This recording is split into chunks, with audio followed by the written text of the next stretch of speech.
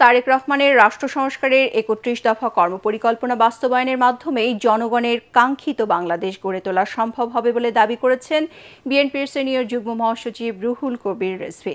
সে লক্ষ্যে আগামী জাতীয় নির্বাচনে দেশবাসীকে ধানের শীষে ভোট দেওয়ার আহ্বান জানিয়েছেন তিনি।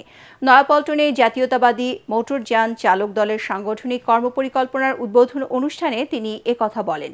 দেশকে এগিয়ে জনগণের ভোটে রাষ্ট্র পরিচালনার দায়িত্ব পেলে বিএনপি নতুন নতুন কর্মসংস্থান সৃষ্টি আর শ্রমজীবী মানুষের স্বার্থ রক্ষাকে সর্বাধিক গুরুত্ব দেবে বলেও জানান রুহুল কবির রিজভী। তিনি আরও বলেন, বেকারত্ব দূর করতে হলে সম্মানজনক যে কোনো পেশাকে রাষ্ট্রের পক্ষ থেকে উৎসাহিত সহযোগিতা করতে হবে।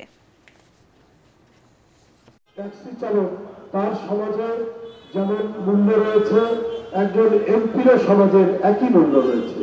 কেউ কম কেউ বেশি নেই। আমাদেরকে সেই সমাজ প্রতিষ্ঠা করতে হবে।